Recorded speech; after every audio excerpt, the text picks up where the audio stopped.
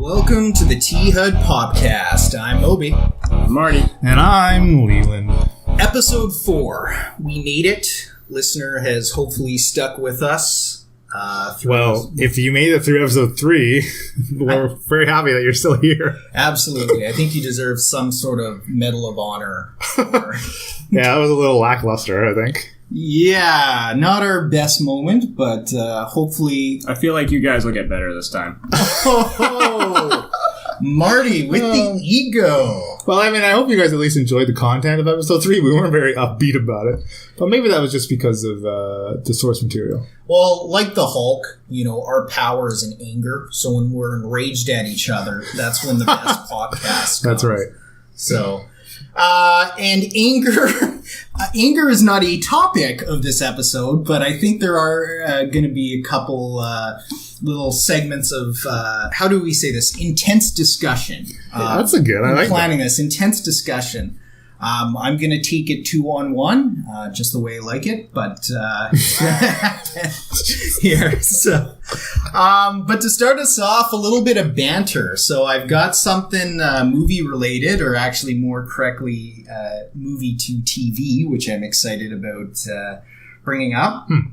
Which is, I don't know if you know, but the Karate Kid has been revived with a 10-episode TV series on YouTube Red. Have either of you heard of this? No, what is YouTube Red? Okay, I guess YouTube is launching a similar streaming service to Netflix. Wow. And one of the content they bought is that Ralph Macchio, the original Karate Kid, and his rival... The original Karate Kid. Daniel Song. William Zabka, that blonde-haired, mushroom-cutted guy... his rival, they have been trying to pitch this show, and they got it with YouTube Red. Wow. So, the show is going to be called Cobra Kai, which is the original name of the bad dojo. That's cool. Okay, I think you've sold me. I like it. I know. See, this is the point. I was so excited to not tell you. You mean the actual good guy? Oh, have you seen I think there's like a bunch of videos or whatever, people saying that the Cobra Kai are actually the good guys or whatever? Well, they're definitely the cool guys. How did Daniel win kicking him in the face? Yeah. That's against the rules. That is against the rules. Some stupid crane kick. Jeez. I mean, come on here. All he did was sweep the leg. Johnny. That's the guy's name. So, as it sounds, basically Johnny is going to be rebuilding the Cobra Kai gym. In the meantime, Ralph Macchio is going to be pretty... He's going to be waxing off a bunch of new students? Okay. No, I don't think it's that kind of red YouTube there.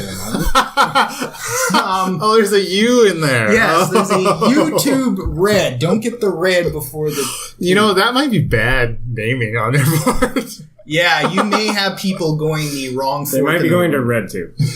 I'm just saying. Thank you for explicitly naming pornography websites to listen. This episode of T-Hud Podcast brought to you by RedTube. Listener, don't go there if you're under the age of 21. They would pay us a ton of money. They would be an awesome sponsor. No, they wouldn't. They wouldn't pay us anything. Yeah, they'd make us wear shirts with weird stuff. I'm fine with that. No RedTube. No RedTube. Fine. So anyways, Daniel is going to be depressed, Ralph Macchio, over the death of Mr. Miyagi. Of course. And he is going to have to somehow, I don't know if he gets his own dojo or if he's going to train some new students. He will be training new students. I just don't know how formal it is. Yeah. And they are going to fight with Cobra Kai's people. And you've got to hope in episode 10 that rematch. Rematch. Daniel and Johnny have to go, That's cool. go after it. So That's probably going to be really bad, but I'll dig it. Well, you know what? Now, take this with a grain of salt, but the head of YouTube Red, it's a woman, I didn't write down her name, but she's the running this new YouTube Red thing. And she said the energy level that those two guys had, they did their pitch in their characters in her office. Oh, yeah. And she said, she was like, sign it right away. Like, wow. These guys are so committed to bringing these two characters back. She said it was like watching them being, 16 years old again. It really seemed like those two characters just looked a little bit older. You mean they're stuck in the past and can't move forward with their lives? Oh, absolutely. Now it's going to pay off. Did the pitch not sound like that? So anyways, that is now way up there for my wish list on... When is that service supposed to launch, do you know? You know what? I don't know, but I do know that the show I think is supposed to be mid or late 2018. So we're about It's not far. It's not that far. I wonder. It'd be interesting if they have like a list of like launch things. I wonder if you could find that somewhere. Oh, look! If I can find it, I'll put it in the show notes for you listening. Yeah, that would be cool. So that's what I've got insofar as pop culture / movie news. Yeah, that's cool. I like that. Anybody else got something? Yeah, well, that's exciting. I'm actually pretty stoked about that now. The only thing I wanted to kind of just chat about for a few minutes was a movie we watched the other night. Go Power Rangers. Well, some of us watched it. A movie that I slept through all of. I saw the beginning of it. I have some opinions on the film, all pretty much negative. Oh, it was so bad. I don't know if you guys had thought there was anything redeeming about it. Well, Pink Ranger was hot. Honestly, there wasn't anything redeeming about it. Like, I was super excited to see Elizabeth Banks as Rita, and she was fine. I mean, like, I don't know, they didn't really give her character much to do. And it was kind of cool the direction, like, they made Rita and Zordon like ex-Power Rangers. I guess that was cool. That was a cool, like... Yeah, that was interesting. I like that take. Part. It was cool. But, like, I don't know. It was just... It wasn't good. No. You know what? My belly was filled with single malt scotch. It was my belated birthday. That single malt scotch was mingling with excellent pizza. A lot of pizza. I was happy. I had my friends. It was the middle of a long weekend. And that movie would get like a D+ from me. It had very little redeeming qualities. I really felt like it felt the beginning of it like Riverdale, and I kept making comments on that, but it had this kind of teen angst, sort of overly serious vibe. Yeah. And, Jason's in trouble, the Red Ranger, he's gone to jail, and then, Blue Ranger's getting the shit beat out of him at school, and Yellow Ranger, you don't really know what's going on with her, but she has some friction due to, I don't know, maybe your sexual orientation with her parents. Yeah, something like that. Weird scene, but they didn't actually tell you what the friction was. I thought she was like on drugs or something. Maybe. They implied that. Really? Again, I joked at one point that, you needed Cole Sprouse to appear as Jughead and, slit his wrist to finish off the film. I mean, it really felt like that. I felt the action was very poorly choreographed. There wasn't action. No. Did they actually fight in their suits? One scene, right? One scene against they fought a bunch of stupid looking putties. Yeah. Man, why couldn't they just keep the putties way more humanoid? It doesn't make any sense. They turned them into like these fucking rock monsters people. Or something. It was stupid.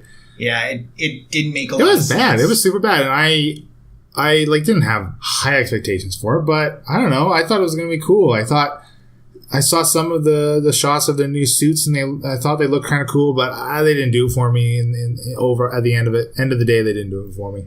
I don't know. It was hiring Bryan Cranston these days is usually a draw, but he had very little to do. There wasn't. It could have been anybody. He could not have saved that. No. Exactly. It was a very cookie cutter role for him. There was very little that he could do, and I mean, I don't know. I think he showed up, but. Sure. Gosh, the whole thing was and like Bill Hader's Alpha was stupid. Mm-hmm. Not because I don't like Bill Hader. I think Bill he's great. He's very talented, but I didn't like the way they depicted Alpha. No, Alpha's just like this little dinky robot. He's not some quippy he was like speaking as if he was human, not this AI that's supposed to run the head center or whatever the hell it is, right? Yeah. It was yeah. And it was like super predictable too, like which Ranger died? Blue Ranger died, and then...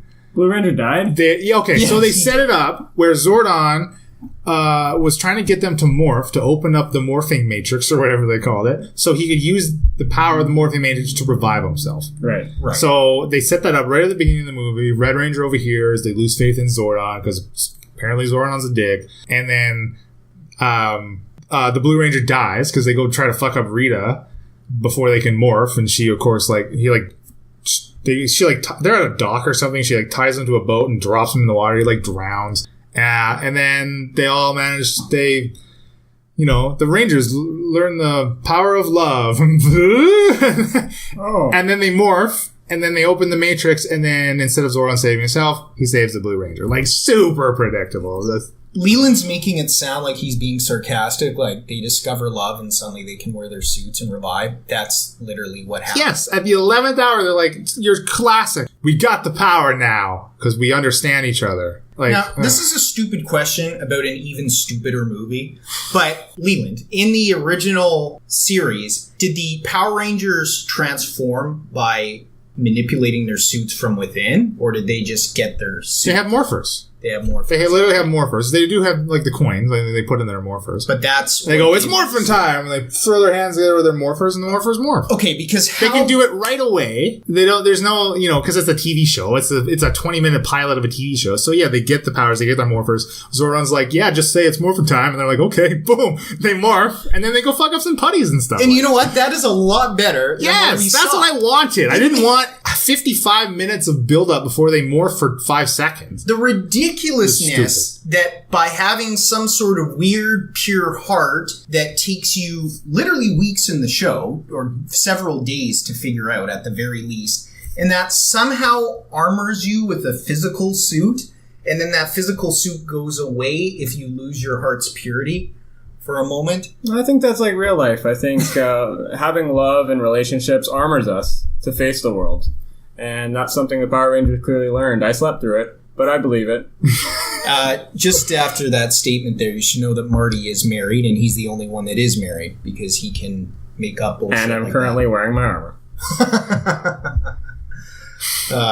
It was bad. It's not even worth watching. No, I think we all agree on that. We're not going to agree on much this episode, but we agree on that. We can agree on how bad it was. Yeah. Ugh. Sorry I brought it up, guys. Yeah, no worries. You're a bad man. So I guess that was probably it for the pop culture. Yeah, there's the movie musings. No, we've got something. All right, let's rate it. I rate it half a putty out of 5.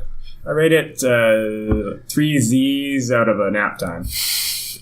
I don't give ratings on the podcast, I've decided. You know what? I think we just hit a little cultural touchstone right here. We should just make up our own BS rating system whenever we rate a movie that makes no sense. Yeah, and then you'll be happy. That was my plan. It was going to change every time. You can give it 0.31 Lelands out of 3 for all we care. Okay. Rate it beards.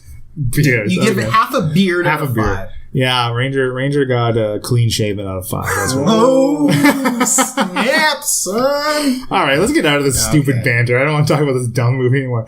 We're going to move right into Crazy About Cardboard.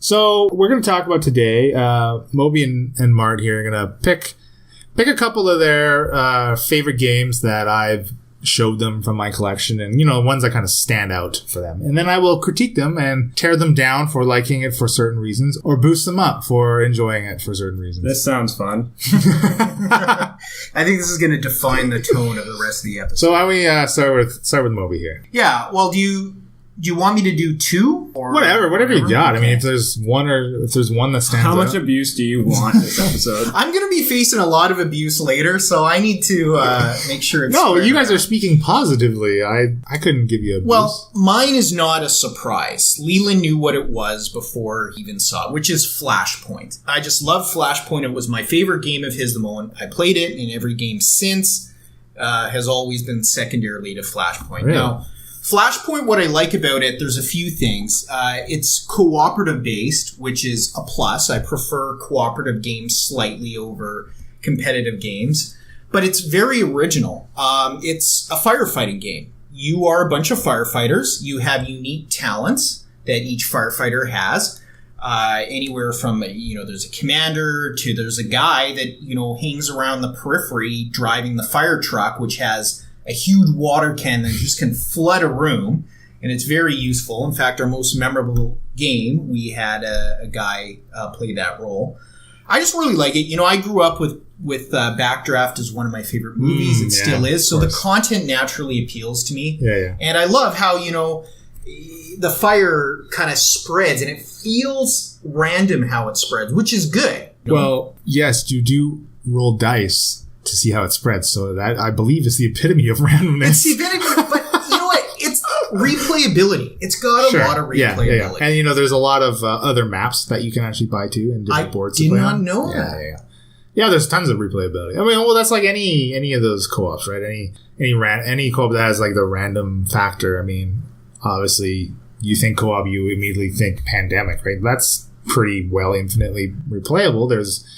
But I think in Pandemic, more so than Flashpoint, there's a way to game it and figure out the best ways to do it. But you're always potentially going to be thrown for a loop. So Flashpoint's really fun. I like Flashpoint too. Well, for me, I think Flashpoint has just the right balance of difficulty and teamwork. Yeah. You feel that your strategies can help you win, but that you usually don't absolutely dominate the fire, that there's still danger. Oh, yeah, totally. At any point. Like, I love the explosions that tear down the walls, and if you get too many of these black cubes on the walls, you lose the game because the building collapses on everybody. Like, the mechanics are just really good. Super cool. And choice. There's a lot of choice on what your character can do in a turn. You can break down a wall if need be. You can put out some fire. And actually, one of the coolest parts about that is that you can bank your action points. Yes. And save them for future turns, which is super cool. Well, it's basically like building in an adrenaline rush by kind of saving yourself and holding back. And I think that's awesome. And it leads to organic kind of epic moments. Yeah, that's so, I like it. See, I'm getting you jacked up about your own game. Here we go. I like it. I'm getting you on fire. Oh, I'm hot. I'm hot. Okay, I'm burning up. I'm done. I've said all I can say. All right, Marty, how about you? I can't follow that.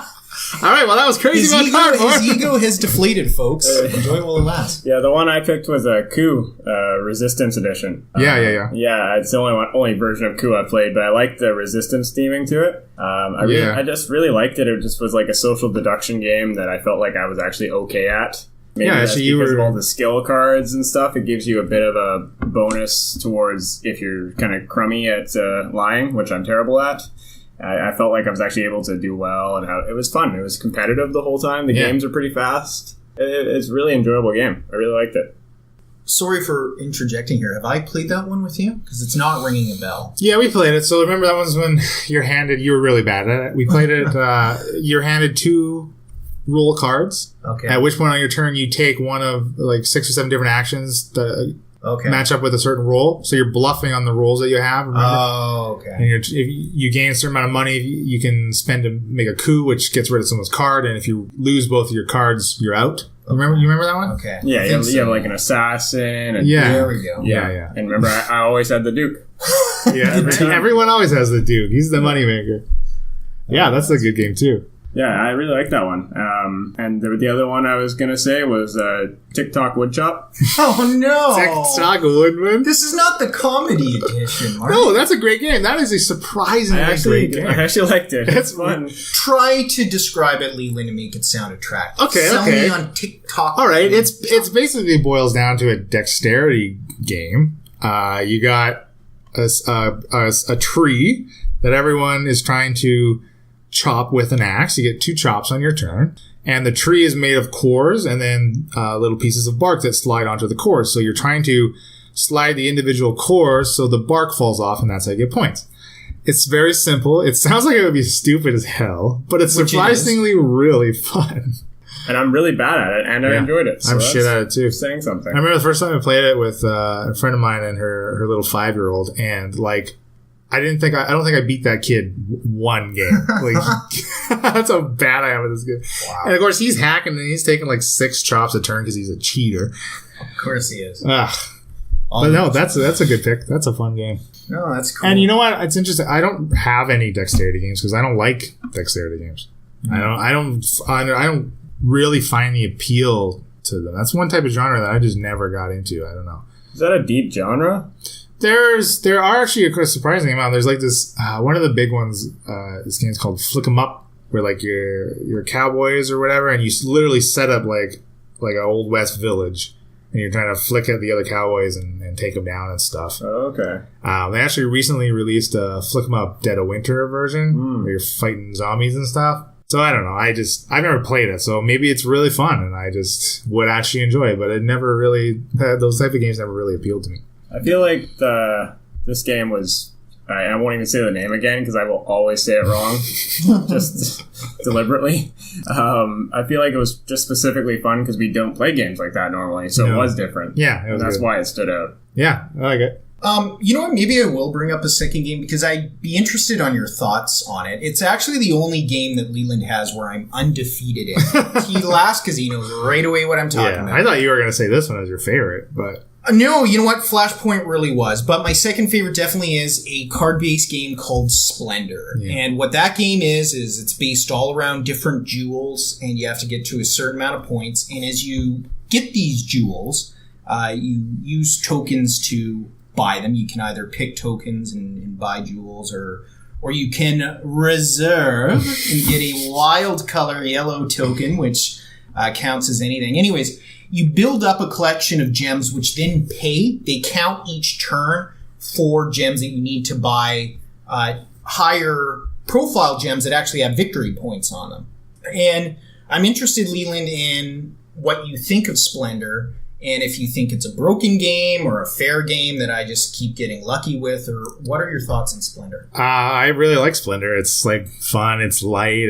You can play with anybody. But what I really like about it is that it's an engine building game. That's like one of my favorite types of games. As you buy more cards, they produce more diamonds and gems for you, which allows you to buy better cards. Worth points on them and stuff. It's a cool little engine builder that I will play. I'll break out anytime anybody wants to. You know what I like about it too, you can correct me if you have a different feeling on this, but I feel like for Splendor, it's got a fairly large table with a lot of gems for purchase out there. Yeah. And I think it's a little bit more difficult than some other games in guessing what your opponents are going to do, because everybody's building a big engine. Yeah. And it's kind of hard to pinpoint which exact card they're going for. What happens a lot of times is kind of trash talk where you're like, oh, I was going for that card. But it's kind of hard to predict. And it's also kind of hard to predict that someone's going to win pretty quick. Yeah, I think you're right. If you're playing at like the full complement of 4 players, you're looking at like 3 other tableaus of, I don't know, like you get mid to late game, you could have like a dozen cards out there yourself, right? Absolutely. And then you look at the board and like pretty much almost you get to the point where anybody can buy anything. Yeah. So it's like getting to the cards worth the points on them the quickest, I guess. Yeah. But also you take into consideration those nobles. Those are where you get the big points really quick too, right? You track them having a certain amount of cards in your tableau. But yeah, no, I agree. It's difficult to try to predict exactly what cards people are going for. And you know what? If everybody isn't looking to do that and reserve cards as a denial strategy, as opposed to, hey, this looks good, I might want this later, then you won't be able to stop everybody. You just can't do it. Exactly. One man cannot do it. All of it. No, too many riches out there. Anyways, that's good little banter there. That's Oh, I like it. I like it. Yeah, that's actually was probably my other choice. Would have been Splendor. I really like that one as well. When we were playing that one time, I was 100% sure I was going to win the entire time, and then all of a sudden Moby won. Yeah, he just steals it. It's what I do. Greed and gems. That's Moby in a nutshell. Well, one of, I guess I could give you maybe one of my favorite games. One of my long-standing favorites is Lords of Vegas. I really, really love that game. Every time I play that game, I have so much fun. You're building up the strip you're building up Las Vegas and putting out different colored casinos to correspond to random colored cards that come out, which allow you then to score off of those casinos if they match the color of the card. So you're always hedging your bets, trying to have a little bit of every color, but then the score has these blocks where you have to be getting 2 points at once to move up, or 3 or 4, and then so you have to grow and build these casinos larger and larger to score those points to move up that track. But then if you're burning through the deck and you're getting all these colors, that color is less likely to come up, and you got to shift to, I don't know, it's so fun, and I always have a great time playing it. I think that's one of the ones actually that I win more often than not, which is very rare for a lot of games in my collection. I lose a lot. But I'd recommend Lords of Vegas to anybody. And there is I think there's at least one expansion called Up, which I really want to pick up, which allows you to build your casinos vertically as opposed to just spreading them out horizontally. Interesting. Yeah, it sounds cool. But I think that's one of my long-term favorites. And of course, that spot of current favorite is always switching out from basically right now it's Shogun. I really love Shogun. Yeah. Such a good game. But I could play, I mean, again, there's like at least 10 games on that shelf that I've never played. So I could pick one of those up and play it, and it could be my new favorite. I don't know. It's always changing. It's always changing. It's not Cards Against Humanity? No, it's not Cards Against Humanity. Sorry, Martin's wife. Yes, I was about to say, Martin's wife has a unusual interest in that game. It's, Cards Against Humanity has its place within the hobby, and it's fun to pick up and play when you're drinking, which is how we usually play it. So yeah, it's a light party game sure. when you're drinking. You never have a bad time playing that game. No, it's not. Well, that's it. That wraps up Crazy About Cardboard, I think. Okay, so I guess we're back onto the video game variety show. Oh, crap. Here we go. And this episode of the video game variety show is called Fuck Your Cakewalk, Moby. Okay. Do you mind, Marty, if I give a little context here? I think I'll give the context. All right. So, basically... No. I'm going to let you finish, but I'll speak for you. The whole point is I feel like I'm going to be under fire the whole time, and I'm nervous. But go ahead. You'll have your chance. Shit. Maybe. Basically, we're going to talk about why... Well, is it pathetic to play on easy? Is a video game... How pathetic is it to solely play on the easiest difficulty every video game you've ever played in your entire life? Is easy mode there because it's intended for people that are, say, missing a hand? Oh, jeez. Or, maybe a toddler? Or is it just because Moby is lazy? Or Moby is scared? Or Moby is...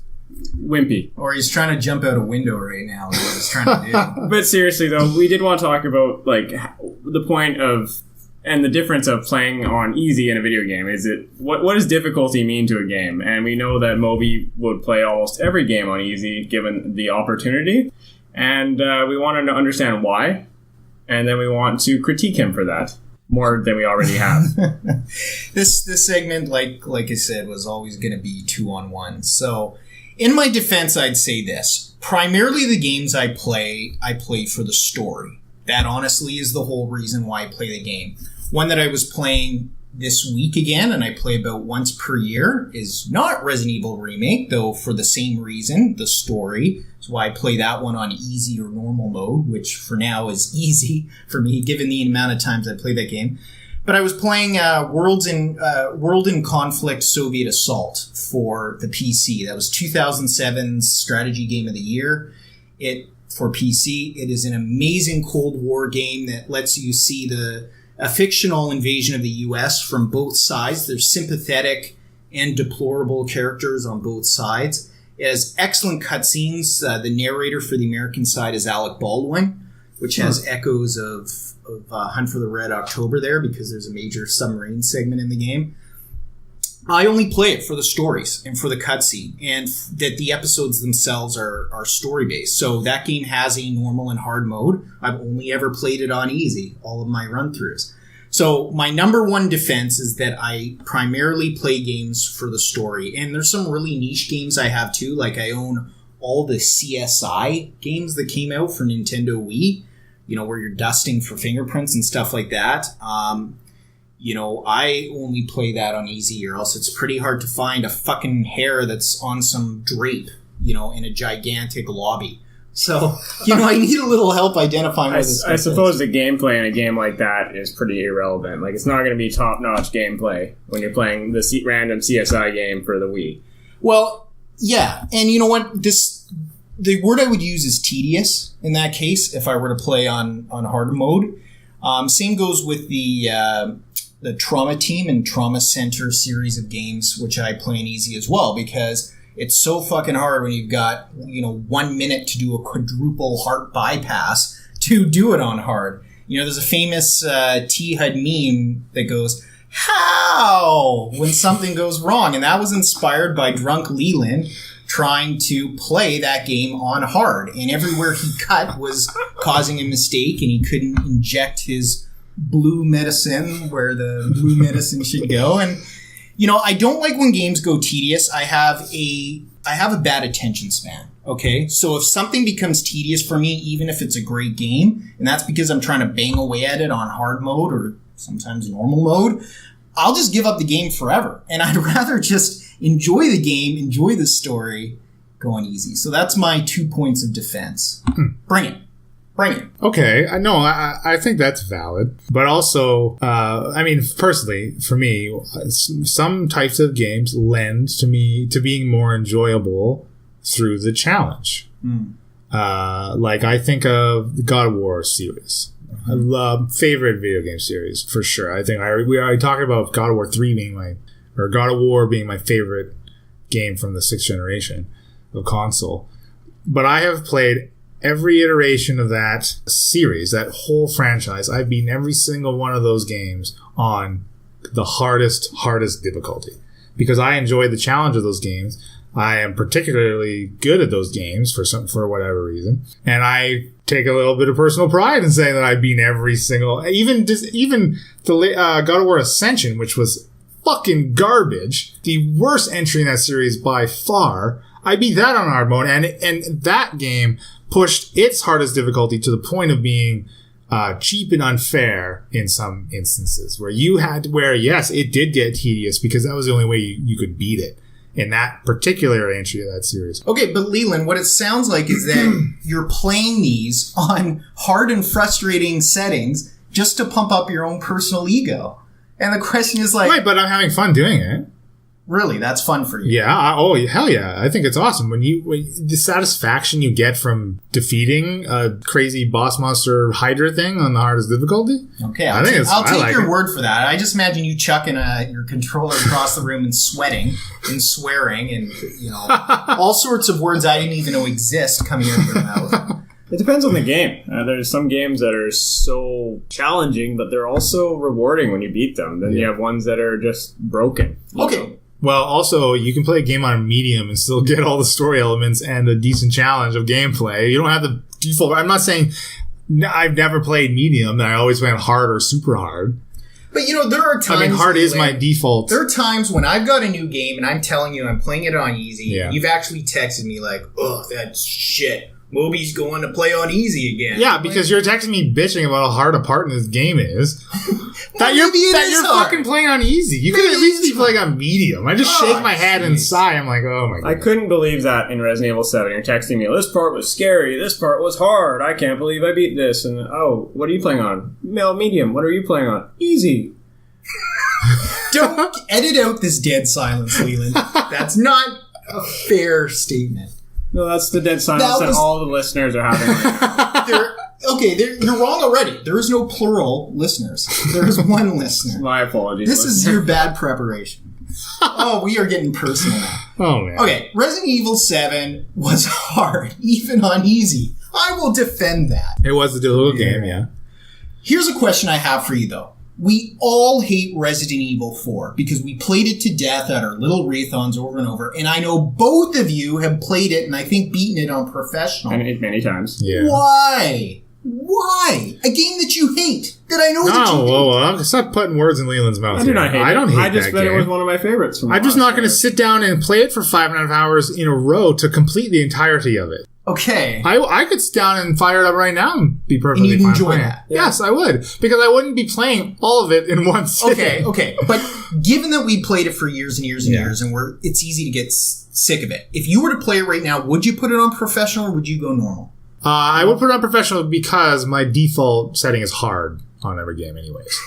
So, maybe that's not fair. It's a question to ask me. I guess not. But also, though, we have played it, that particular game, we have played it so many times. Yes. That playing it on anything other than professional is no longer a challenge. You don't get a gameplay challenge from it. And if I were to fire that game up again, I probably would not be watching the cutscenes of it. I would probably be skipping them because I've seen them I've seen them so many times. So I would be playing it for the gameplay challenge, not necessarily for the story, which you like to do. Yeah. So I think, I would definitely skip the cutscenes. Yeah, I think so. Except for a few funny or key ones that I enjoy. Yeah, totally. That's interesting, because I don't find the story in that game fantastic. It's not particularly engaging. I would be playing it on normal, which is its easy setting, and I would be watching every single cutscene if I'm okay. So we're kind of mirror images of each other in that way. Yeah. Kind of noticed that we're kind of like Goldilocks and the Three Bears, and that Moby's like the little bear, and you're like the big, you're poor, just too hot or something. And mine's just right, because I mostly play it on medium. And I sometimes go into hard and, God forbid, once in a while, easy. You didn't hear me say that. But generally speaking, I'm kind of middle of the road. I play the games the way they were intended to be played, with a good mix of story and gameplay. Yeah. Marty, I'm going to up the ante here a little bit here. So what I'm going to bring up is Zelda Breath of the Wild, where it has a paid DLC hard mode. And it's a very long game, and it's a game I think we can both agree is hard at the beginning, even on the normal mode. Would you be willing to pay for that DLC just to do the hard mode? Now, the DLC does have other stuff in it, but the hard mode is the biggest draw of the first part of the DLC. Now, when you buy the DLC, it comes with the first part and the second part, which is going to have a story coming out in December. And that's what I want. So the first part is just the hard mode. Now, I don't think I could play the hard mode anytime soon, just because I put so much time into it. But I would probably try it down the road to see how it is. So you're saying it is an attractive part of that overall DLC package? I think it should have been part of the game to begin with. Oh, I agree. Yeah, it should have. That's ridiculous. And then lumping in with some extra content to try to justify it, that's fucking garbage. I agree with that, too. That doesn't make any sense. Why would they do that? From a marketing perspective, that doesn't make a lot of sense. A lot of the content... So there's one difficulty for that game right now? Yes. Without that DLC? Yes. Oh. So then does that mean the developers never intended it for it to be played at any level but that difficulty, and now they're just giving you guys, because I'll never play that game, the opportunity to play it at higher difficulties because they feel that there's some demand for it? I think there's demand. I think it added an extra save, so like you can make a new save on your own profile, which is a terrible fact. It's the thing with that game. You don't have one save file on your own. Oh yeah, thing, that's weird. Which is very weird. It's very rare that games do that now. Yeah, like wow. Yeah, it's a major problem because that game is so big and there's so much to explore. I mean, there's 800 fucking Korok seeds. And do you want to restart your whole game just to do that mode, or even just play anything else without completing everything first? But at least the new mode gives you a new save file. That's good. Yeah. I'm saying that's fantastic, but it should have had one originally. Should have as many as you want. Yeah. I don't see why. Like every other game ever. Yeah, well, with where we are with consoles now, don't tell me that they don't have the memory to do more than one save. I mean, that's stupid. Yeah. Where we're at. Well, we're getting off topic. The topic is your pathetic interest in video games. But I'm still talking about Zelda, though. I think that is a different type of game, right? It's one of those sandbox games. Like, I'm playing Witcher 3 right now. I'm not playing that on hard. That game's much too long for me to play on hard, and that is a very difficult game. I think I'm not very good at it. Combat is very difficult. You screw up, you're dead. Yeah, like pretty much. It reminds me of a Dark Souls light. Yeah, I agree. So like, I don't want to play that game for 200 hours at this ridiculous difficulty because that's too much challenge for me. That I think was where it dips into being not fun anymore. But when I play first person shooters, I'll slap it on hard because it's going to be like 10 hours. I can do it for 10 hours. That's cool with me. And like God of War is the same thing. Those aren't very long games. They obviously playing them on God mode really greatly extends the playtime of those because you do die quite often. But again, I still find that fun and entertaining, and I still relish in rising to that challenge. But yeah, for a game like a sandbox game, I don't play those games on hard. Those are too long, I think, to suffer through that challenge. What rubs me the wrong way is when a game artificially boosts the difficulty. Yes. So you're just making bullet sponge enemies, cheap enemies, that sort of thing. Yeah. I haven't played it yet, but Resident Evil 7 apparently just changes a lot of the layout of the game and the difficulty and stuff when you're playing on hard mode, which I really like. Yeah, that's cool. It limits your saves and stuff, which may be a little bit artificial, but it's harkening back to the old Resident Evil games as well. So that I can get behind, but in games where it's just adding bullet sponge enemies and that sort of thing, I can't stand it. Yeah, I don't like it when the AI is given an artificial bonus. To play harder AI, I don't mind that. For example, I'm a big fan of the Civilization series on PC. Each of those games will have like 6 or 8 difficulty levels for the AI, but about halfway up, the AI stops being more difficult and they just start piling on bonuses for it, which it tells you. And okay, maybe that's appealing for some people to give a handicap to the AI. I don't like it. I've never played on any strategy game beyond a level where the AI is just naturally hard. When it starts getting artificial bonuses, I'm out of there. And bullet sponges, it's not fun. I'll give you a case where I did play in hard. Old retro game, N64, Shadows of the Empire. We all know what it is. Yeah. They've got easy, normal, hard in Jedi. Jedi's the hardest mode, but here's the thing. I've almost beat it on Jedi. I got to the last level. I just cannot beat it. But hard is bullet sponge. It's just the enemies take 100 shots to go down each and every enemy. It's not even fun. Jedi, though, makes it so that it's basically one hit kill for either side. Oh, I like how that evens the slate there. Unforgiving versus unfair. And I don't mind unforgiving, but I do mind unfair. Yeah, I agree. And that reminds me of Dark Souls, which is, for the most part, unforgiving and not unfair. However, I think that series does kind of dip into the unfair at times as well. Specifically for me, Bloodborne. I had a bitch of a time with Bloodborne. I mean, I know it's really popular, but I just couldn't do it. I couldn't get behind the difficulty. Maybe my focus on it was not high enough, but fuck, that drove me nuts. This is a very hard game. That last fight in Bloodborne, oh my goodness, that took me a long time and a lot of frustration to beat. And again, I'm not playing it on any significant difficulty. Those games are hard enough. Playing on the regular difficulty. Do they even have a hard mode? I was going to say, I think they just have a new game plus mode. That's right. So they're always one flat difficulty. But yeah, I really love Bloodborne. I think that's one of my favorites in that lineage of a franchise. Right? It's related to Dark Souls, but not directly affiliated with the story of Dark Souls, right? But I think Bloodborne's super fun. I love that game. I think my favorite was probably the original Dark Souls. Demon Souls was fun, but Demon Souls was hard. But I really like Dark Souls. Yeah, Demon Souls with the boss that takes your levels away when he hits you was ridiculous. I couldn't believe that. You come in at like level 70 and he hits you and you're level 65. And if he hits you enough, you're not able to beat him anymore. Wow. Okay, I'll admit that's very original. And you can't reload saves. The game it doesn't let you. What? Yeah, it's saving your progress. How? Crazy. So crazy. Okay. I really want to play Dark Souls 3. Yeah, looks cool. I should just pick it up. It's like so cheap. Leland, I've got a question for you, just a small question here. So once, say you've beaten a game on hard, you've met your challenge, you're happy, your ego's satiated. When you go through certain games later, will you drop to normal or easy mode just for a walk in the park through and re-engage the story? Or will you always stay on hard? Wow, that's a good question. So that's like when I'm replaying it afterwards. Yes, you've already beat it. Very rarely would I actually replay a game. Okay, that's interesting. Like, just looking at like last generation of console, I have so many like X360 games. I didn't have time to replay stuff. I had to move on to the next one I just bought. Suddenly your gift a number of years ago of letting me strip PS2 games off your shelf seems slightly less selfless if you were not going to play them anymore. And I'm looking at my current stack of PS4 games, and I don't think I haven't replayed any of the... Okay, that's not true. I haven't replayed the majority of them. I played the hell out of Arkham Knight. I played that 3 or 4 times.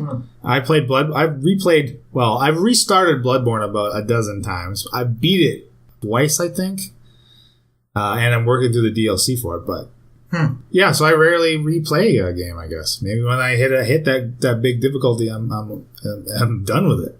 Yeah, that's interesting because that's juxtaposed to myself, where my problem in, not being a glutton with having games sitting on my shelf unplayed, which is a problem I do have, is that I find myself repeating those games that I play on easy over and over and over. And not addressing other games, and I wonder why that is. Maybe I'm afraid of the challenge. Who knows? I'm starting to question myself, boys. We're having an existential crisis, or at least I am. I guess you just like what's comfortable. I guess so. Sure, you get complacent. Resident Evil Remake, you know where everything is. I mean, yeah, once per playthrough, a new zombie jumps at you somehow, but I think you just forgot about it. And otherwise, you know the whole game. When I had Insomnia in the past, I shit you not, I would play in my head through Remake, like, for 3/4 of the game, and I legitimately could do it, memorizing every single little item, key, from the very beginning, cutscene. Yeah, it's at that point, why don't you just get up and play it? You know what?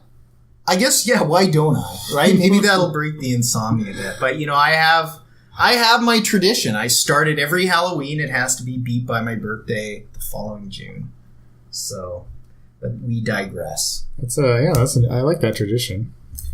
I've got a few traditions like that. You know, I watched Top Gun on May the 5th when it was released. Or Field of Dreams. Watch that. Field of Dreams is actually this coming weekend. I don't know how I'm going to have to slip it around listener's wedding, but I do have to watch Field of Dreams this weekend.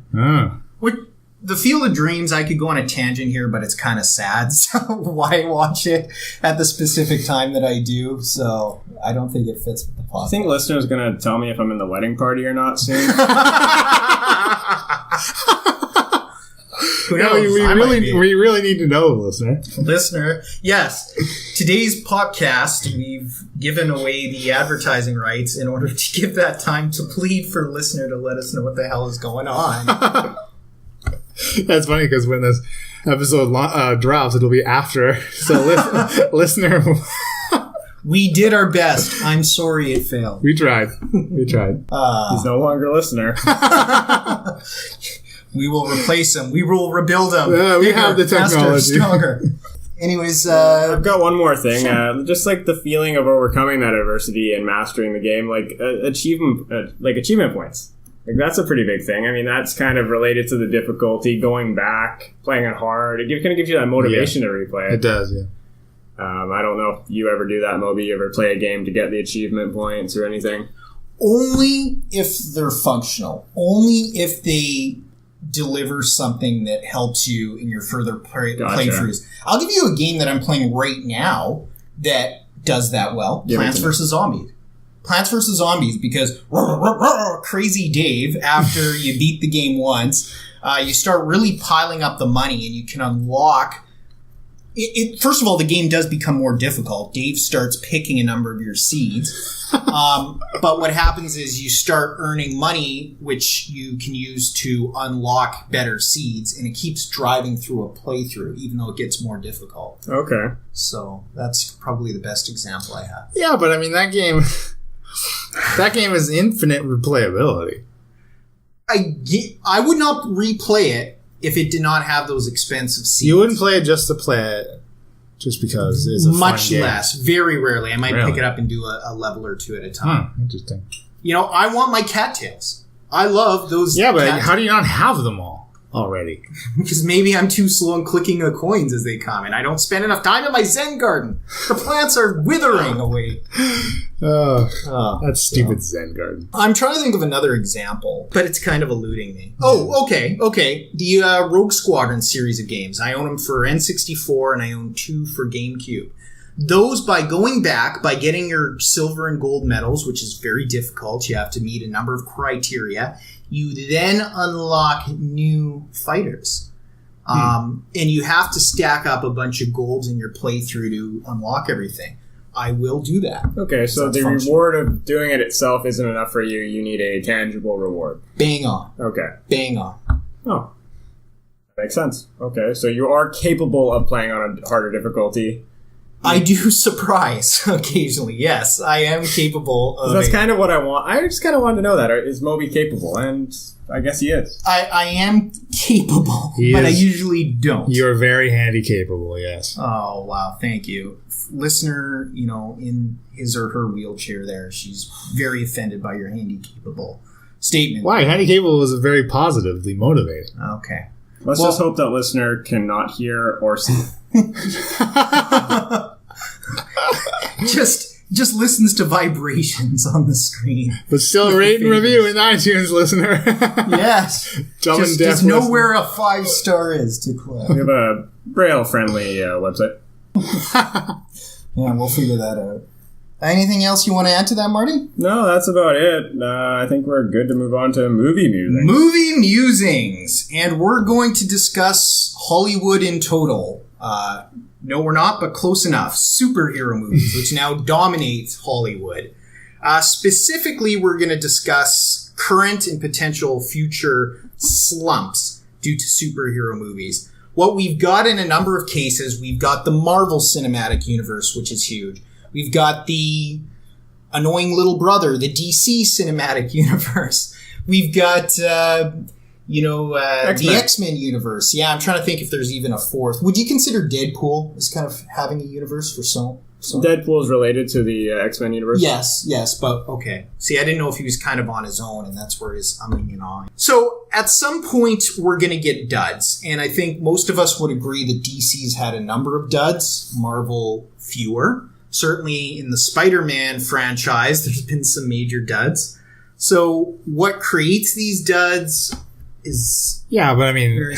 Cinematic universe is getting better. There's various degrees of duds, too. Right. I'm thinking there's movies that have just narrowly missed that mark of being a good film. Or they're watchable, they're passable, but they fail to live up to maybe our expectations or fanboy expectations. Right. Leland is particularly hard on superhero movies. Yeah. Leland, I don't know if you've explained this before, but, what are your thoughts on the various franchises and cinematic universes? Well, I think it's stupid that they're all different, particularly the divisions within Marvel and Sony. That's just work it out. There's money to be made. Everyone can make money. Well, you see that with Spider-Man. Yes, exactly. Just work it out. I want my Fantastic Four and my X-Men and the Avengers. I want them all together. I just want it. I don't know. Just put them together. Specifically, if you can make that, because who has X-Men? That's not Sony, is it? That's Fox. Fox. Okay. Fox. And does Fox have Fantastic Four as well? I think so. Yeah. Okay. Well, there you go. You get 2/3 of it. I mean, could you imagine? Work it out. Imagine what you could do with the X-Men versus Avengers. Yeah. Well, you do so many cool stuff. That solves the problem for Phase 4 and 5. That would be awesome. It can be done, as we've seen with Spider-Man, but you kind of got to shunt your ego to the side. I mean, basically what Sony does with Spider-Man now is Marvel comes in, makes the movie for them, and they just collect money. Yeah. But that takes... They foot the bill. Yeah. But they have to give up their ego and their control. They say they have creative control, but look, when Kevin Feige comes in and says, this is what we're doing for Spider-Man, it's been done so far. Yeah. So it's good, but I don't think all the studios can kind of put their egos in the back pocket there and make it happen, unfortunately. Well, part of that, too, is the X-Men franchise is still incredibly lucrative. Even though they've had duds, their successes outweigh the duds. So they're not looking to be like, okay, we need to partner up with Marvel here. That's true. We're doing fine. Where Sony was with Spidey is a very different situation. Yeah, and even Fantastic Four, I'm surprised they haven't done something there.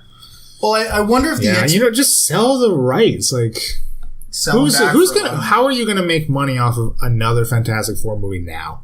That last one was not very good. It wasn't complete shit, but I thought it was potentially it was gonna be good. I thought it looked like it had some potential there, but it wasn't great. But how could they possibly do anything else with that franchise now? Yeah, anytime soon at least, and expect to make any amount of money. There's a point where the viewer will just be like, no more. I'm not going to see it. I am not going to see a new Fantastic Four movie unless I can see it for free. Apparently they're just making a Doom movie. Dr. Doom movie. That's even worse.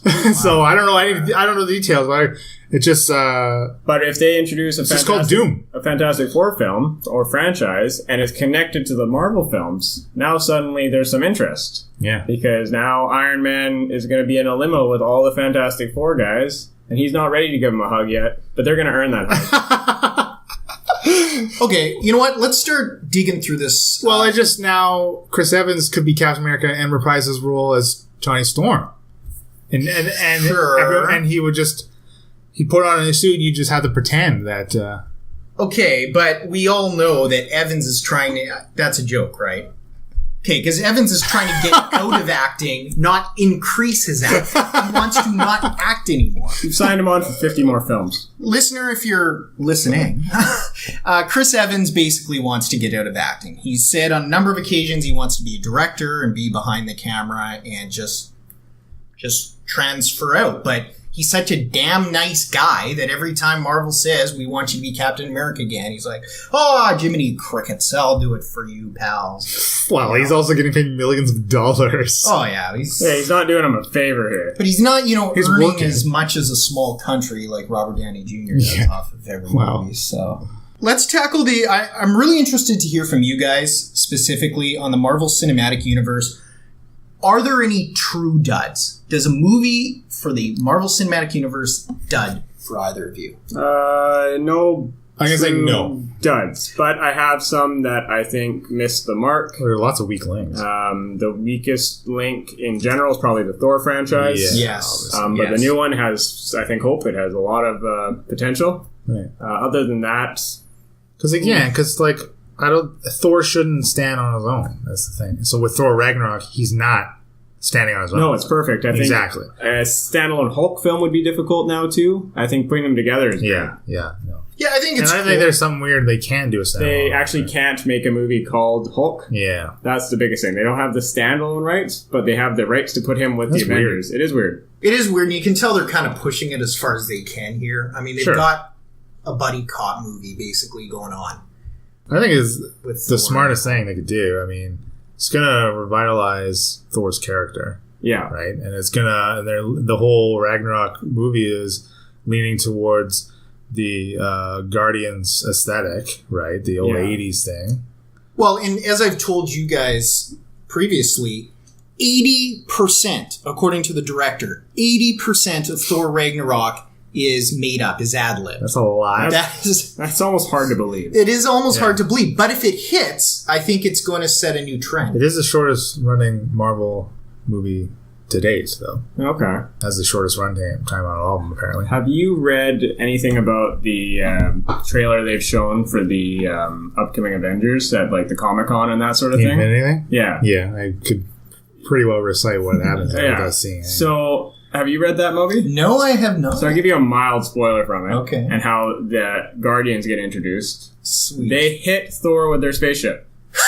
As he's just floating out in space. Yeah. Unconscious. Oh, man. So somehow at the end of Thor Ragnarok, he ends up in space floating. Oh, that is awesome. Which, knowing that actually makes it almost better to go see his movie. Yeah, right. Oh, totally. You want to see how does Thor get to floating in space? I almost wonder if they shoot him out of a cannon or throw him on a spaceship, kind of like what they do to Hulk and maybe. Yeah, I don't know. I can just see Rocket. I bet sure Loki backstabs him or something. Probably. And, fucks him over or something. I don't know. That is the part of Avengers Infinity War that I'm most looking into is the Guardians of the Galaxy that, with the exception of Chris Pratt, are all batshit crazy kind of characters meeting.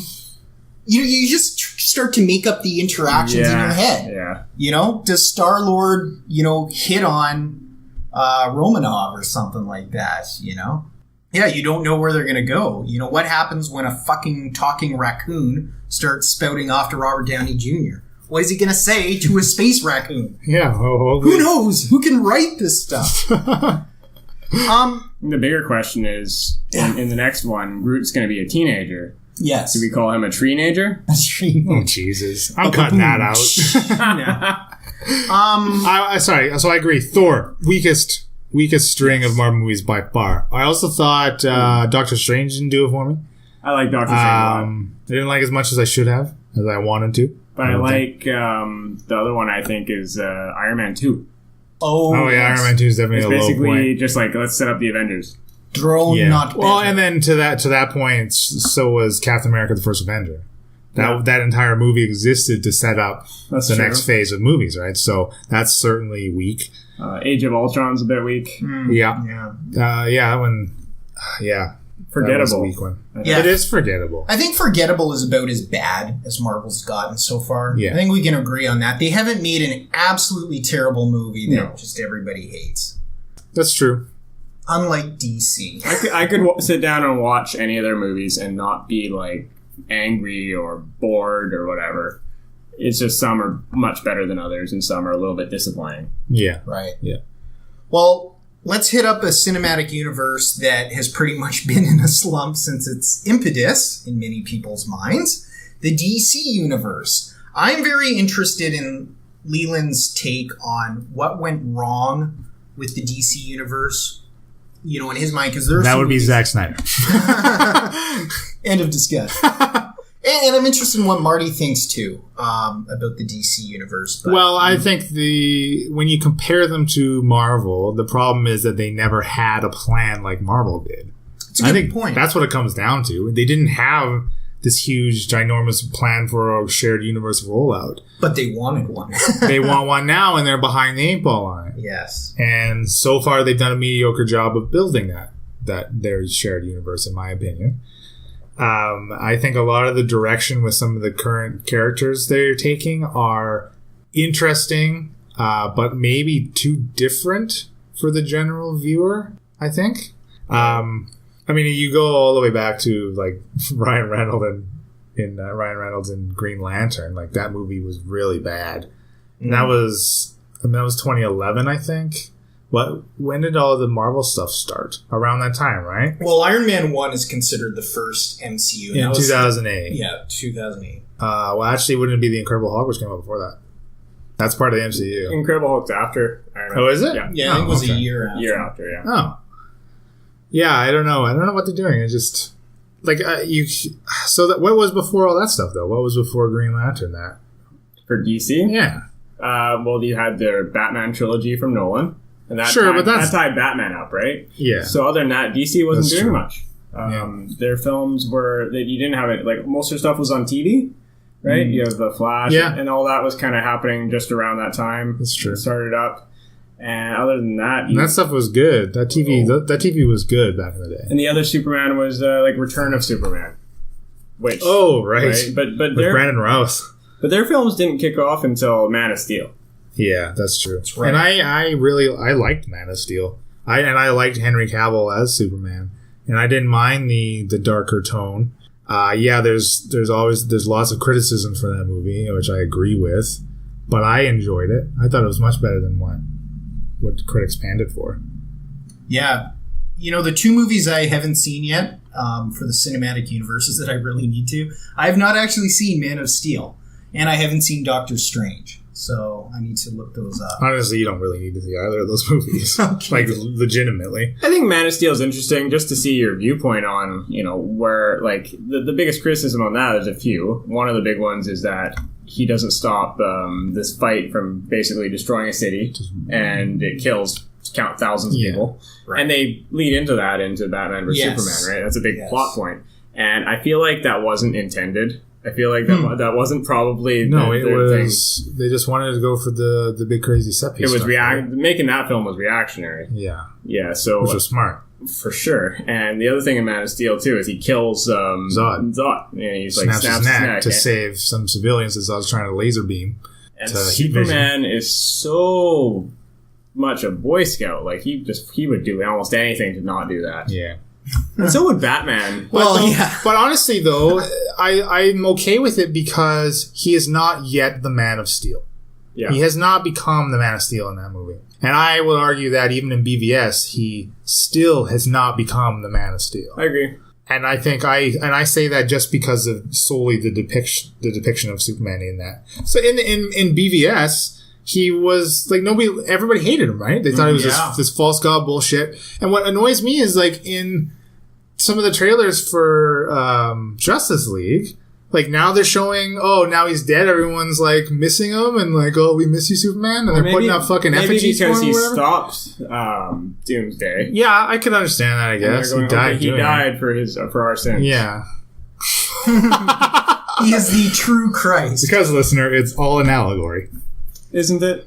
Yeah, we'll see where Justice League goes. You know, I think that's got the thumbprints of Snyder all over it, and that's all flash, no substance. That's why I'm tentatively excited about it. Well, yeah, we'll see where it goes. You know, I'm just, like I said, I just worry they don't go with the character development. I hate that scene in the trailer where, you know, Batman's talking to, Gordon. I think it's Gordon, And, hey, it's nice to see you playing well. And Aquaman's like, like a bat, I can dig it. And Batman goes, maybe temporary. It's like, oh, cue the laughter. It's like, good joke. Everybody laughed. Watchmen, the one good Zack Snyder film that we can all agree on. That was so perfect for his style of movies. Gosh, it was perfect. Yeah, it was. We got to do that. Maybe he's just trying to emulate that too much. Maybe. What irks me about the way the Justice League trailers look is that I can never tell where they are fighting. They are basically take the characters, they take the superheroes, and they throw them in front of whatever green screen they want, putting a bunch of ruinous backgrounds behind them. Yeah. What does that do for me? That doesn't do anything for me. Miscellaneous dark warehouse. Exactly. I don't understand it. I hate that. Well, I think you hit a good point there, because that doesn't connect us to the film emotionally. Yeah. We don't care if it's a post-apocalyptic wasteland where they're fighting all the time and it's always raining and they're just messing up flying robots so they can keep a PG-13 rating. Same as Avengers. It does take you out of things a little bit there. Yeah. So I agree with that. I've got another question for you guys, too. So we have lost, presumably forever, from the X-Men franchise what I would argue are probably their two best links. In Logan, we've lost Hugh Jackman. He's done. And also Patrick Stewart's version of Dr. X. They both said, we're done now. Professor X. Professor X. We can edit that. Professor Leland has dictated that his name is actually Professor X, not Dr. X. Dr. X, Professor X. Something X. Moby. Anyways. So, does that franchise have some potential here to go into a slump? Or do you think they're just going to ride it out? That franchise is already at the bottom of their slump with, what was the last one that came out? Age of Apocalypse. Right. That movie sucked. Actually, that's a good point. I haven't seen it. The movie was not good. They did not do that comic storyline any bit of justice, in my opinion. Everything was thrown together. There was the mutants they depicted were just thrown in because they needed to match up these particular mutants as his four horsemen. It was a bit of a clusterfuck. It's a bit of a Singer special, is what it is. Yeah, right. When you think about the best X-Men movie in those numbered series, I guess, it was probably First Class. Yeah. And maybe, depending on your preference, Days of Future Past. Yeah. They're both very good. Or X2. X2 was well. very good. I shouldn't forget about that. What I liked about First Class was that it was able to stand on its own as an X-Men movie without Wolverine.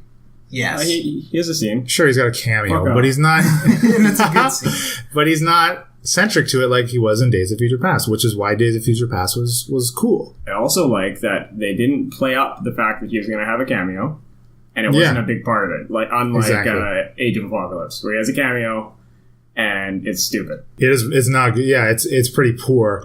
In particular, it missed its mark for me because I didn't see that movie when it first came out because I wasn't interested in it, obviously, or enough to go spend cash in a theater. So I was watching it after the fact, and it was literally right after we had watched Logan. So he's busting out of the Weapon X tank with no memory, and he's impaling dudes PG-13 style. So seeing it right after Logan and the impact that his hand blades actually do, and should be depicted as causing, really fell flat.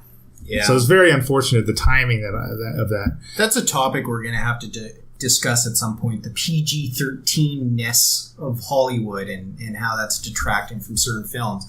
I mean, it was such a big deal to have Logan as an R-rated film. Yeah. And I think we can all agree that film, in retrospect, could not be done any other way. No. Yeah, it would have been very foolish, I think, to try to do it at a PG-13 rating or something. Absolutely. Like that might be my favorite superhero film.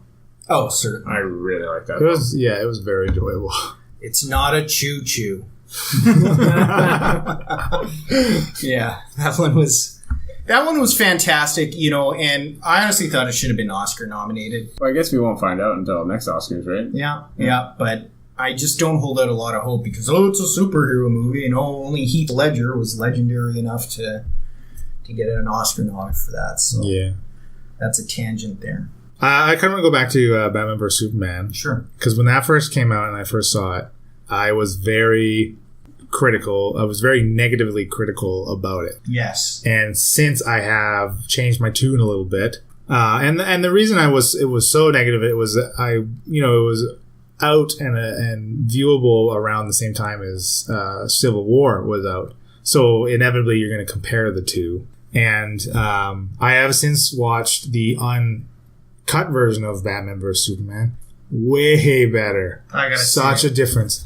The cuts they made for the cinematic version of BVS, some very, very poor choices. Really? Yeah, a lot. They cut out a lot of needed exposition for a few scenes that actually let you understand character motivations and really what is happening. I mean, a lot of the Lex Luthor stuff, the way he was depicted, and I guess he's like Lex Jr. or whatever, really rubbed me the wrong way. I did not understand the performance that they were leading Eisenberg down, or the direction that he chose to take it, and they let him run with it that way, or however it came to be. It didn't make sense to me, and I don't think it fit the movie at all. I did not like it. I was like visibly angry every scene. Eisenberg was in there acting like a cross between Joker and Riddler or something stupid like that. Like it didn't make any sense. But like you can kind of glean though, like he's been exposed to what are the scout ships from Kryptonian scout ships, and has been in contact with like Steppenwolf from Apocalypse, and you could see, well, maybe that's why he's so fucked up. Mm-hmm. Like that could, right? And I don't know, it lends a lot more credence to some of the character choices, I think, and it really changed my view of it. Now it didn't satisfy or really explain to me why Batman likes to murder fuck everybody. And don't get me wrong, I like a murder fucky Batman. I like an Elseworld, like Bruce's dad being the Batman instead of, because Bruce died and he's the one, and that's why he's killing, right? So if they give me a really interesting reason why Batman has gone over the edge, like clearly there's at least one dead Joker. Right? One dead Robin. One dead Robin. Yeah. One dead Robin, who hopefully, Leto's Joker is or used to be one of these Robins. I got my fingers crossed, which would be cool. If that's the reason that he pushed over the edge and he just doesn't give a fuck anymore, I think that's awesome. And I can get on board with that. And then that again will push that movie up higher for me if I can get that back reasoning. And maybe we'll get that with the Batman movie if it ever happens, or whatever the hell's going on with it. Yeah. I hope so. I don't understand why he needed to be so murderous. I'm Ben Affleck. I'm the happiest guy in the world playing Batman. Happy.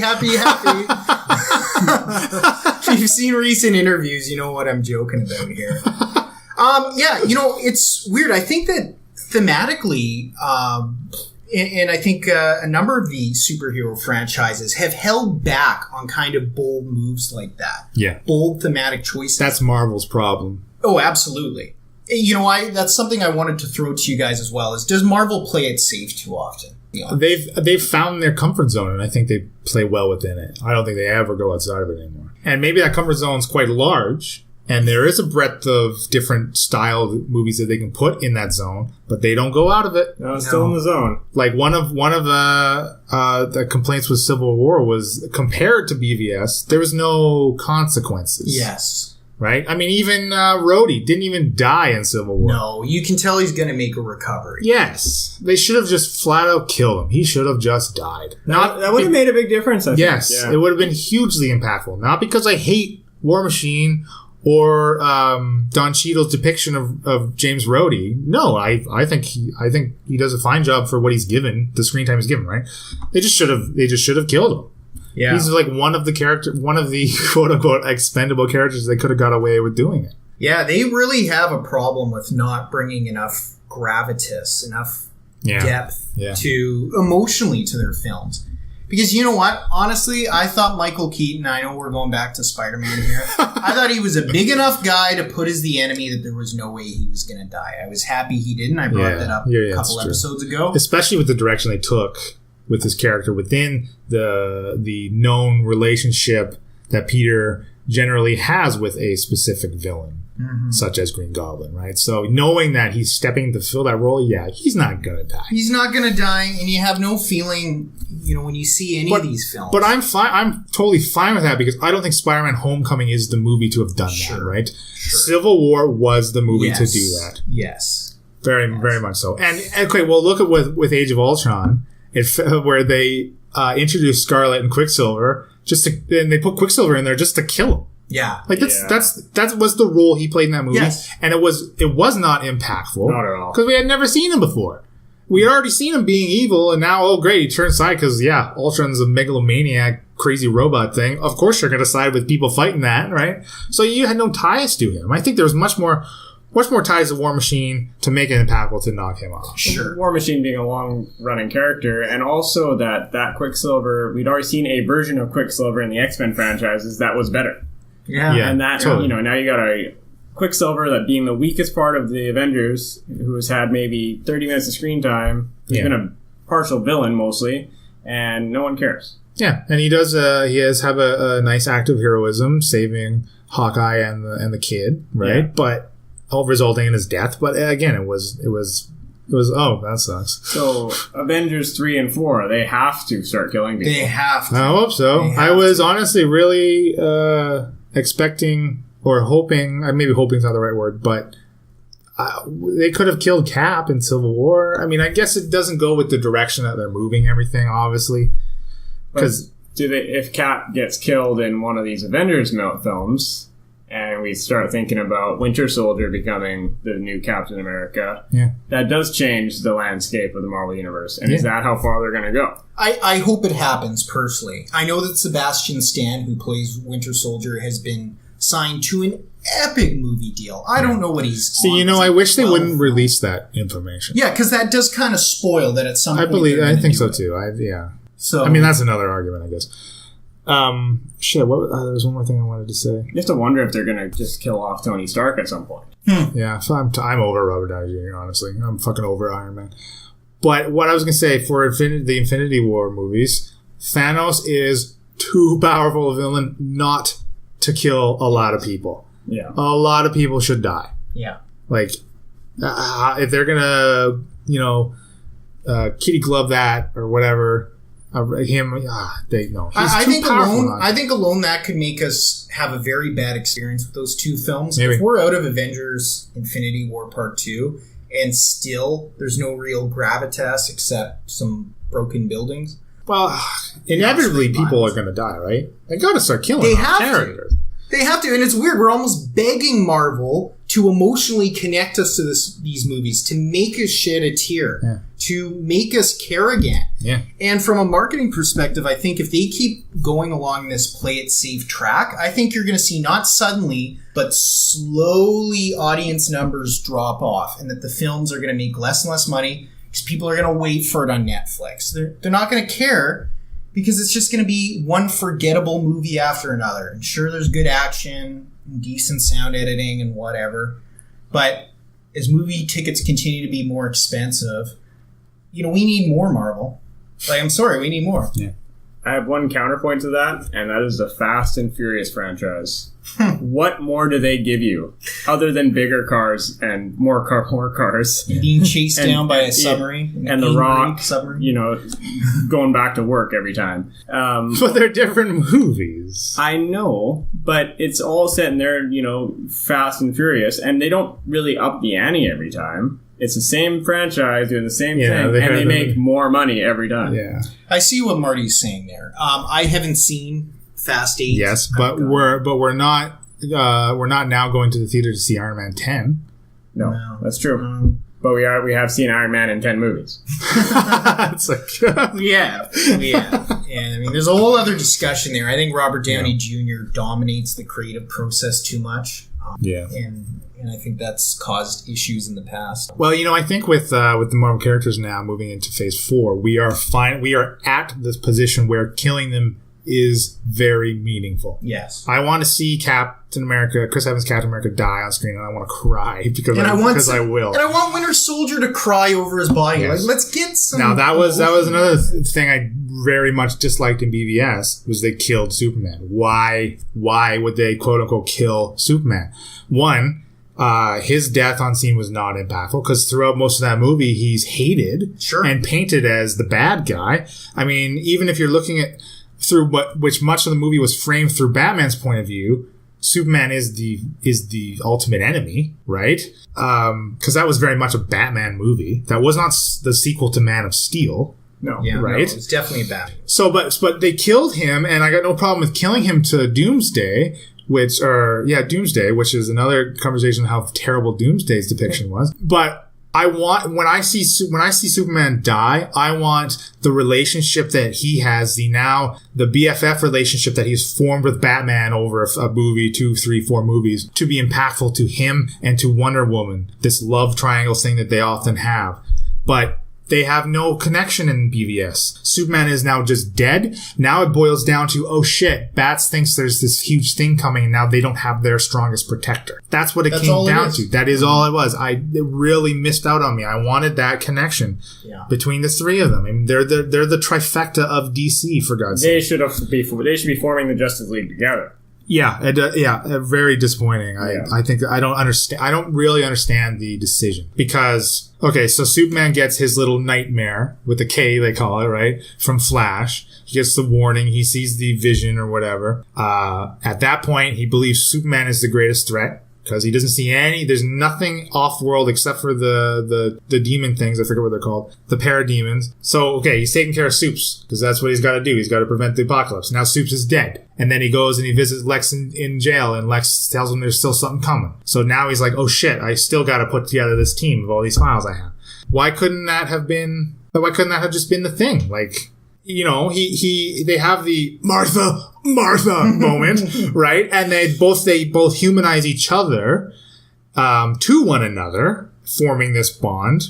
That could have been fine, and Supes could have still lived on, and then Batman gets this cryptic warning from Lex, which is again still weird because he believes this ranting lunatic that has been raving the entirety of this movie. I mean, yeah, he's been clever, and that was the only part he was Lex Luthor. He was putting the schemes together, right? I don't know. Why do they need to kill Supes? I don't understand it. Especially when, okay, again, another thing oh man, I'm really going off on this movie, and I thought I said I actually like this movie, but they used Superman as a set piece. That's all he was. Right? They didn't give... that was another criticism. Cavill's performance. He was very, very monotone. He didn't have anything to do. There was nothing for him to work with. Mm-hmm. They used him as a set piece. They used Wonder Woman as a set piece. Thank goodness her movie was actually really good and was worth seeing because, she was a highlight for BVS, but she was a set piece. She wasn't Gal Gadot acting as Wonder Woman. No. So... No, she was the Wonder Woman music. That's all she was. Yeah, exactly. He just kept playing that damn theme. She was another fist to punch into the monster. That was in that particular movie. I don't know. I don't understand why. Because it was all, again, framed from Batman's view, I guess. It felt very video gamey. I think that's the way that it would put it. Well, that's what summoning. That's what Snyder does. That's honestly what Snyder fucking does. It is, and it's wrong. It's wrong. Because the audience wants more and we demand more than just to have a video game. You know, you could boot up Arkham Asylum if you just want to beat the shit out of a bunch of random people. That's probably got a better story. Probably does. Hey, it's got Mark Hamill. So there you go. That already boosts it up. Yes, let's just not talk about Suicide Squad and we'll just move on. Oh, I forgot about that. Okay. Oh!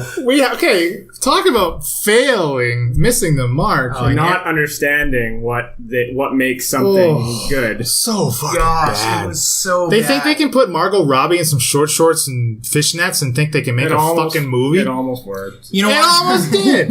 It almost fucking did. The irony of Suicide Squad is they may have hit some inspired casting. You know, we certainly all agreed coming out of the film, I remember, that we thought Will Smith as Deadshot was fan-fucking-tastic. Yeah, I'm definitely a Will Smith fan. I thought Harley Quinn was fine as a character and how she looked and stuff like that. But it was just so horribly edited and made. It just sucked how they made it. There was no character development. I love at the end, Diablo is like, we're friends now. I'll sacrifice myself.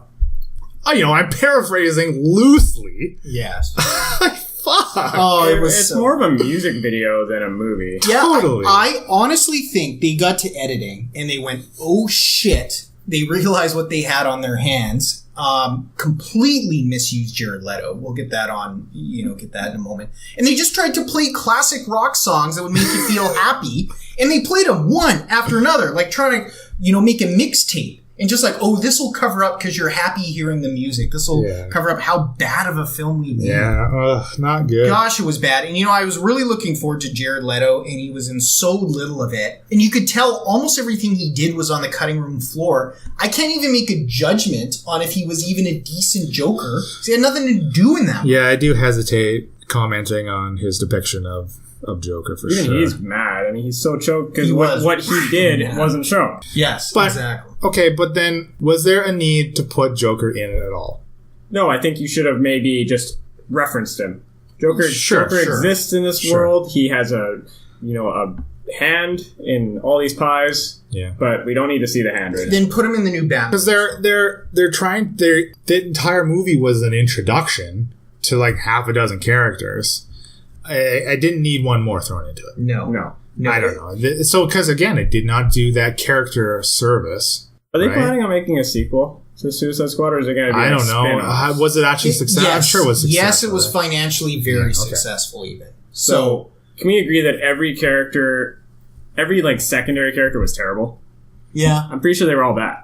Boomerang was weird. Diablo was terrible. Yeah, he was again. Just even the villain was stupid. Yeah, Enchantress was. The guy that was into her was stupid, Rick Flag or whatever. Yeah.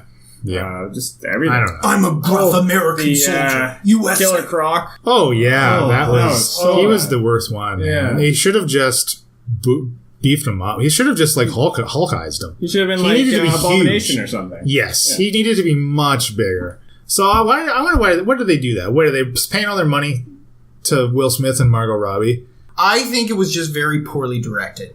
I don't know how else to say it. I think it was very poorly directed. So what were they trying to realize, bring, be real with the way Croc was depicted instead of making in a movie full of magic weird zombie soldiers running around? They're trying to make Croc seem more realistic. In a movie where the villain is some ancient goddess. Yeah, and they're trying. I don't understand it. Yeah, he's not formidable at all. Croc should be bigger than Batman. Croc should be way bigger than Batman. Yeah, you can pick Batman up and throw him around with one arm.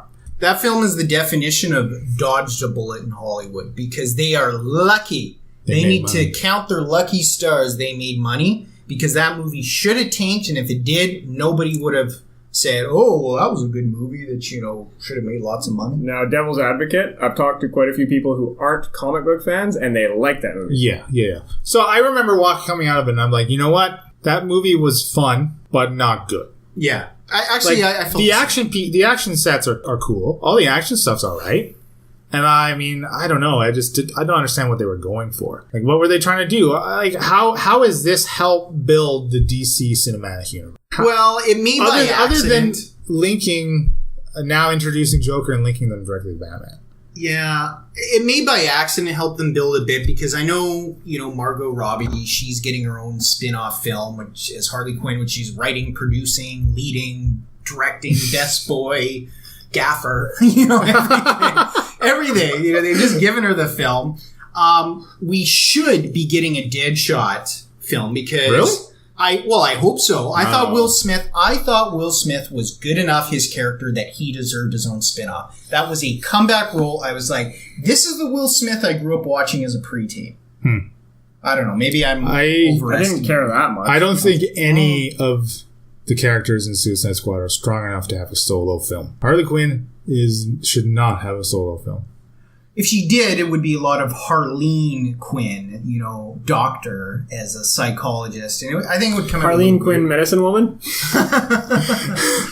You know what? That is actually a movie I would watch. Fits Harleen Quinzel in Arkham, and we see how Joker warps her. I can watch that, but that is solely dependent on a strong Joker. Yes. And right now, I'm not excited about that type of movie. Even if this is a Harley and Joker movie, I don't know how to feel about it. Leto's a good guy. I mean, I know he's been Oscar nominated a number of times. I don't give a shit about that, though. I give a shit how he performs as Joker. But I don't give a shit about his past. My point is that even if his Joker performance was good, we wouldn't have known because there was so much on the cutting room floor. Yeah. The guy blew a gasket after that movie got released, like Marty said. Yeah. This is not the movie that I did. So, and they had asked him, are you going to come back as the Joker? And he went, well, I don't really want to think about that right now, because he was pissed and he had all right to be. So, it'll be interesting to see where they go. I don't know. How much right did he actually have? What was he how much screen time was he guaranteed? What was in his contract? You don't know. Just because they shoot a bunch of shit. No right. I don't know. This is not his intellectual property of a character. No, it's not his to do anything with. Except read the script and say his fucking lines. Bigger part of the story. He had all these awesome scenes that were filmed with lots of good acting and emotion and whatnot. We don't know. This is just what Leto's saying. Yeah. Well, I also don't like the way he looks. So okay, fair enough. That you can make. Leland hates his face. I hate Leland's face. No, again, this goes back to Murder Fucking Batman. I can totally accept the way Joker looks and chooses to portray himself and dress, given a certain backstory.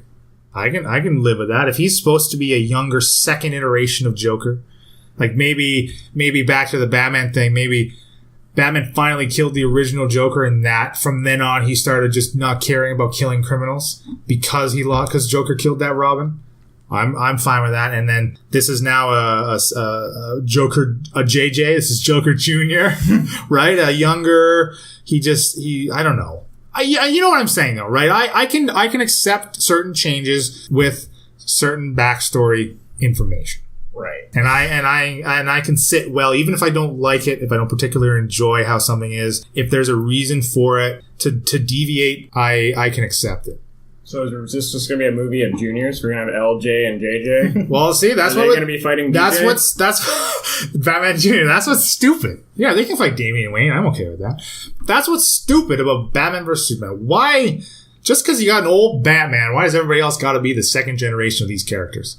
Yeah. Doesn't make any sense. No, it doesn't. It doesn't. I don't mind that it would be some sort of replacement that is not actually Heath Ledger's Joker. I like the idea that he was the original penultimate. He's dead. Mm-hmm. Because I think it's Icarus. I think if you try to fly close to that Joker, your wings are going to melt before you get there. I just think you can't compete with that iteration. Yeah, it's too highly revered. It's too highly revered. It's considered, it's basically Heath Ledger's Joker and Darth Vader is considered the best villains in cinematic history. Wow. So he's way up there. Wow. Won an Oscar after he died, Yeah, but he didn't win it because he died. No, I think he would have won anyways. Yeah. I really do. Okay. I really do. All right. Yeah, I agree with you. Do we have anything left here? Are we about ready to wrap this up, boys? I don't think it gets any worse than that film, so it's... Well... I'm going to throw out X-Men Origins just for X-Men Origins. Oh, yeah. Wolverine, X-Men Wolverine Origins. Yeah, that was bad too. We have Deadpool. Now, Deadpool is a character where he regenerates and he's mouthy. Let's take his mouth away. Yeah. It's like his defining aspect. It's so bad in 2020 retrospective because you had Ryan Reynolds there. You know how good he can be now. And he wanted it. He's like, I want this movie. I want to be Deadpool. And then you can be Deadpool. Goodness. So we're going to fuck it up for you. It's weird because what you ended up having is you had Hugh Jackman and Ryan Reynolds both go on separate quests to redeem themselves from that movie. Hugh Jackman, remember that I think it was The Wolverine was the one in Japan. Is that the correct name of that film? Yeah. That was definitely a step up. That was a good film. Because he wanted to redeem what had happened in Origins. He had it a lot easier. This was a guy who was already very popular and in the good graces of the studio. Ryan Reynolds had to go to the back alleys of YouTube and release test footage onto the internet to get a bunch of people to tell Fox make this or die. Yeah. But yeah, that was out of the train wreck that X-Men Origins Wolverine was. Even when you say the name, it's pathetic. I'm really glad because I recall that they were planning to do a bunch of Origins. There was going to be a Magneto Origins. Gambit. Yeah, I'm glad that never came to fruition. Yeah. Those would have been terrible. It was tainted. It would have been a total stain on the legacy. For sure. Better off the way they did it with First Class, where you just had Fassbender, did a bit of Magneto's origin. It was awesome. Yeah, but I mean, even those movie timelines are clunky as fuck. Every second iteration of X-Men is now a decade into the future, so they can catch them up. That doesn't make any sense. They never planned for it originally, and it's caused so many continuity problems. Mm-hmm. Like, you could argue that Marvel has a few, but the X-Men franchise is like a big plot hole. Yeah, right. Do either of you guys know the story and why fairly quickly they went to a younger crew? Was it that people wanted too much money from the original crew? X-Men 3 was not a critical success, and I think it commercially didn't make as much as they were hoping. So it was quite panned. I think Singer stepped away from the franchise after number 2, and then when Brett Ratner did number 3, and people were like, oof. So a lot of the major original actors didn't want to be involved, I guess. And then they thought, okay, we'll skew younger. That was successful. Then let's bring them together, and that was successful. Yeah, it was. It was not on all fronts, but I think. Well, I mean, if they were trying to save money, they kind of failed there. I mean, you had Jennifer Lawrence, which became like number 1 on the A list of Hollywood starlets. So I'm sure a lot of those actors became big name actors. Fassbender's huge. McAvoy's big. Even like Nicholas Hoult or whatever the guy that played Beast, like he's a fairly well known actor. Yeah, so they're not saving that much money anymore. That's for sure. Yeah. So, anyways, boys. I think we've kicked this one to death here. I think I've been disappointed enough.